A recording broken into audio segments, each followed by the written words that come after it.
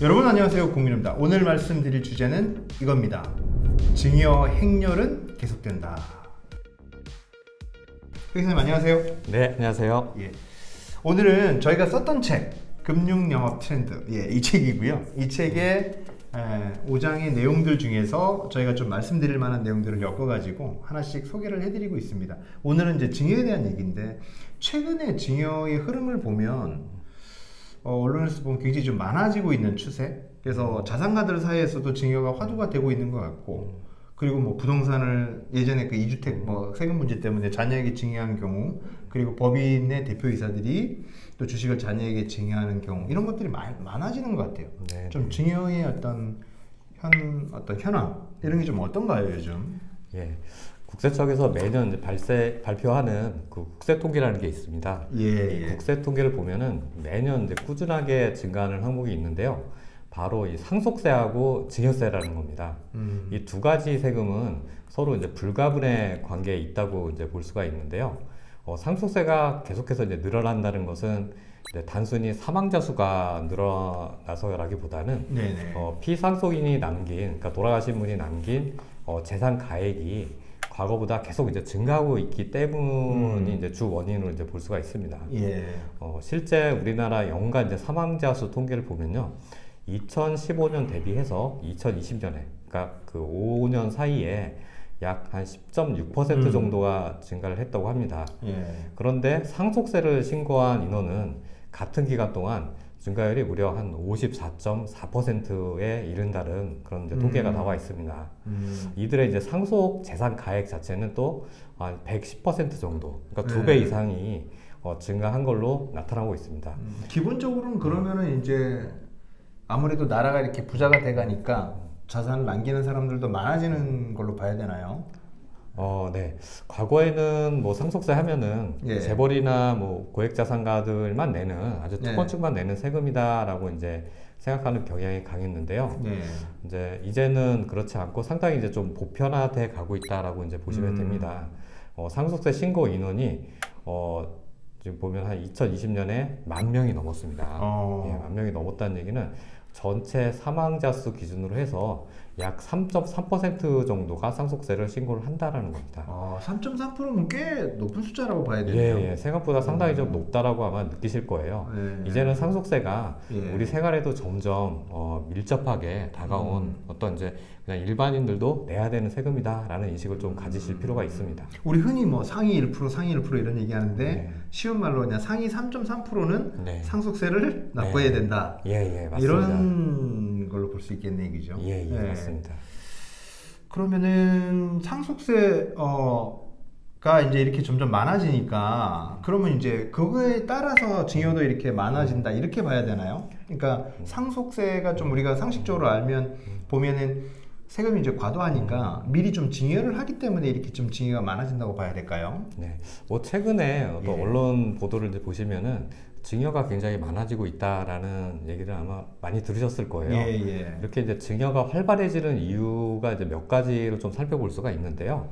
뭐 좀 정리해서 한번 좀 살펴보면은 첫 번째는 일단 사전에 이제 증여를 함으로써 높은 구간의 이제 상속세율이 최고 50% 세율이 적용이 되거든요.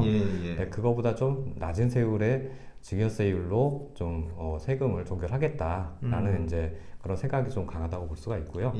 두 번째 이유로는 미리 자녀에게 이제 재산을 증여를 함으로써 재산을 이제 형성을 해주면은 앞으로 이제 자녀 명의로 재산이 이제 더 늘어날 수 있다. 그러니까 이제 부모 명의로 재산이 점점 늘어나게 되면 상속세가 계속 늘어나기 때문에 자녀 명의로 일찍부터 재산을 형성해주기 위한. 그것도 의미 있는 것 같아요. 예를 들어서 뭐 내가 들고 있으면 뭐 이게 5억짜리가 10억 되면은 결국 나중에 10억이나 20억 베이스로 세금을 낼 걸 5억으로 증여를 해버리면 이게 뭐 20억이 된들 그거는 애 거니까 더 이상 세금 낼 일은 없는 거니까. 맞습니다. 그리고 이제 세 번째 이유도 있는데요. 최근에 특히 이제 주택 가격이 좀 많이 올랐잖아요. 그리고 부동산에 대한 세제가 굉장히 또 전방위적으로 강화가 됐습니다. 그렇게 되면서 특히 이제 다주택을 갖고 계신 분들이 그 중에서 이제 주택 한 채를 자녀에게 이제 증여하는 경향이 또 많이 나타나고 있습니다. 최근 이제 증여 건수 중에 많은 부분이 아마 이제 다주택자가 주택을 자녀에게 증여한 걸로 이렇게 이제 좀 보고 있습니다. 그리고 이제 네 번째로는 자산가들의 인식 변화도 꼽을 수가 있는데요. 과거에는 이제 뭐 증여하면은 증여세를 내면서 왜 증여를 해야 되냐라는 생각을 갖고 계신 분들이 많았다면은 최근에는 이제 상속세에 대해서 이제 인식이 좀 많아지다 보니까 미리 좀 증여를 해서 미래에 좀 세금을 좀 줄이겠다. 그렇게 이제 합법적인 절세를 하겠다라는 생각이 좀 많이 증가하고 있다라고 이제 보시면 됩니다. 좋습니다. 그러면은 이제 증여가 자산가들한테는 좋은 방법이다. 아까 뭐 몇 가지 이유를 말씀 주셨듯이 좋은 방법인데, 그러면 이제 사실은 우리가 현실적으로 이런 게 궁금하잖아요. 어느 정도 있어야지 증여를 하는 게 맞을지. 네. 어떻게 말씀해 주실 수 있을까요? 네. 뭐 이 부분은 사실 뭐 증여를 하기 위해서 재산이 얼마 이상 있어야 된다라고 이걸 딱 잘라서 사실 말씀드리기는 좀 쉽지는 않은 부분인데요. 우리가 이제 참고 지표로 뭐 상속세 이제 그 세율을 좀 한번 참고해 볼 수가 있습니다. 상속세 세율이 현재 한 5단계 초과 누진세율 구조로 되어 있는데요. 이게 1억까지는 10%, 1억에서 5억 구간은 20%, 5억에서 10억 구간은 30%, 그리고 10억에서 30억 구간은 40%, 그리고 30억 초과 구간은 50%의 그렇죠. 이제 세율이 적용이 됩니다. 근데 이 중에서 특히 이제 그 자산가분들이 부담을 느끼는 세율이라고 하면 한 40%, 50% 정도 구간, 이 정도의 세율이 이제 과세가 된다고 하면은 굉장히 좀 큰 부담을 이렇게 느끼시는 저항감이 생기죠. 나오거든요. 반을 내야 된다 이런 생각이 드니까. 맞습니다. 20%까지는 그렇다 치는데 그죠? 그래서 뭐 이 상속세 과표라는 거는 또 여러 가지 이제 공제를 빼고 난 금액이 이제 과표가 되는데 이 과표 기준으로 해서 뭐 10억 원이 넘어가는 그런 분들이라고 하면은 좀 사전에 증여를 통해서 낮은 세율로 좀 과세를 종결하는 게 좀 유리하지 않을까라는 생각이 들고요. 그냥 이제 제가 과표 기준으로 말씀드렸는데 그냥 순수하게 재산 기준으로 말씀드리면 대략적으로 한 20억 이상 되시는 분들이 증여를 했을 때 좀 더 효과를 볼 수 있다라고 이렇게 말씀을 드릴 수가 있습니다. 그 책에 있는 사례도 있더라고요. 그거 사례를 한번 말씀해 주실까요? 아니면 네, 사례도 한번 좀 제가 말씀드리겠습니다. 요거는 이제 표를 보면서 제가 좀 설명을 드려야 될 것 같은데요. 화면을 저희가 띄우겠습니다. 한번 보시면서. 사례를 제가 두 가지를 준비해봤습니다. 첫 번째 사례는 이제 재산이 100억이신 분이에요. 100억이신 분인데 이분이 100억 재산을 전부 다 상속했을 때랑 이 중에서 20억을 미리 증여하고 나머지 80억만 상속했을 때랑 요거 좋다. 재산은 뭐 좀 그 세금이 얼마 정도 차이 나는지 이걸 좀 비교를 해보려고 합니다. 자, 우리 상속세 계산을 할 때 100억을 다 상속을 하게 되면은 첫 번째는 위에 보시는 것처럼 이제 배우자 공제하고 일괄 공제를 빼주게 됩니다.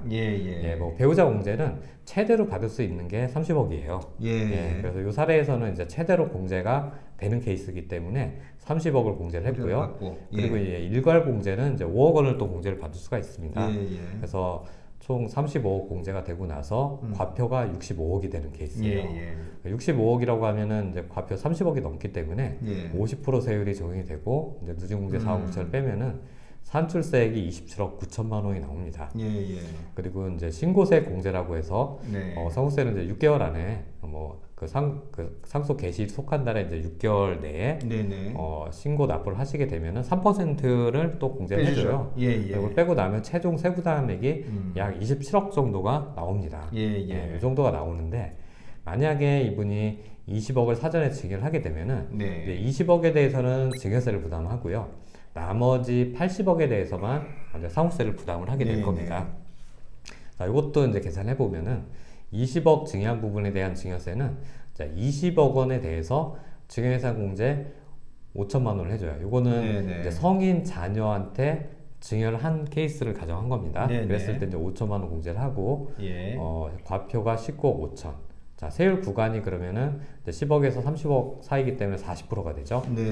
이렇게 해서 누진공제 1억 2천 빼면은 산출세액이 6억 2천이 나오고요. 신고세액 공제를 빼면은 한 6억 정도의 증여세가 나옵니다. 자, 그리고 나서 나머지 이제 80억 원은 상속을 했다라고 가정한 거예요. 자, 그리고 이게 이제 숨어 있는 가정은 우리가 상속세를 계산할 때는 또 10년 이내 상속 개시일부터 10년 이내에 상속인한테 사전 증여한 재산은 다시 합산을 하게 돼 있습니다. 그렇죠, 그렇죠. 다만 이제 이 사례에서는 이제 10년이 그냥 경과를 했다. 그리고 나머지 80억 재산은 그냥 그대로 그냥 재산 가치 증가는 우리가 일단 따지지 않고요. 그대로 상속이 됐다라고 가정을 한 겁니다.